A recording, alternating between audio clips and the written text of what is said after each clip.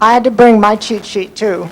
And first of all, I want to thank the people who nominated me, my friends Libby Hatton and Marsha Lamb, to all the volunteers who gave their time and expertise to make this wonderful event happen,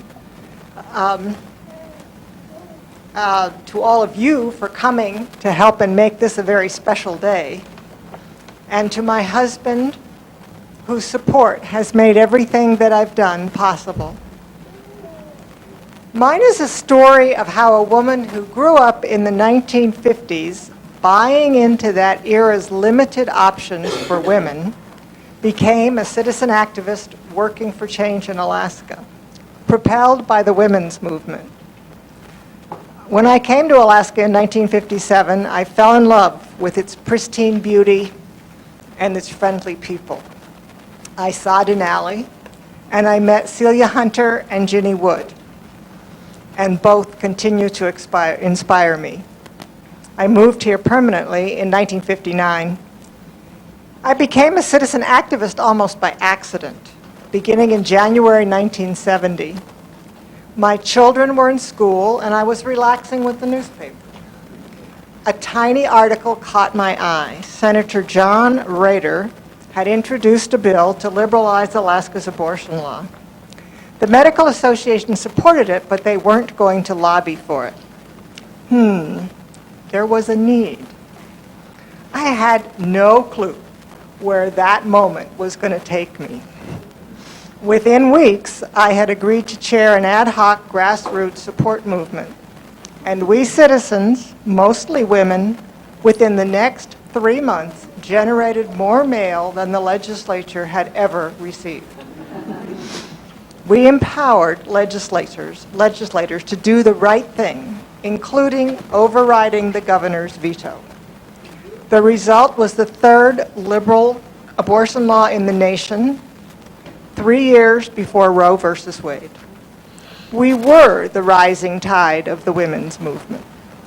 Whatever you think about abortion, please take from this story the empowerment this incredible victory gave to us women. It changed my life. 55 Ways to the Wilderness also began almost accidentally. I was secretary of the Mountaineering Club of Alaska in the 60s, and I'd helped write 30 hikes. The publisher then asked Ginny Wood to write a book about hiking, a hiking guide for the whole state. Ginny asked me to help her, but then later she decided Alaska was way too big for one book. So Nancy Zimmerman and I decided that we'd do a book for South Central, and what became 55 Ways, first published in 1972, was born. I didn't realize I was embarking on a lifelong commitment. I came to see the book as a way to build a constituency for protecting Alaska's special places. I'm told it has changed some lives, stories I love to hear. My role in the abortion campaign led Chuck Koningsberg to ask me to join the steering committee that founded the Alaska Center for the Environment in 1971. I was the only woman. Though mostly founded by men, women kept ACE alive.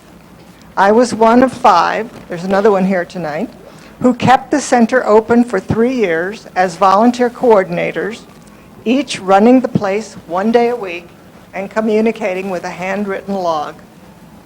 We put out a monthly newspaper, and we wrote periodic columns on natural resource issues. Those columns, plus my volunteer experience, led Mike Smith, director of Alaska Division of Lands, to hire me in 1976, the beginning of DNR's planning team. I didn't know Mike, but he had read my columns. I spent 18 interesting years at DNR. It was a privilege to work with citizens to plan for the future of state lands. And my hope for the future is that Alaska's women will continue to have control of their bodies, will use their talents to make this a better world and keep Alaska special, and will never take for granted the progress we women have made. Thank you.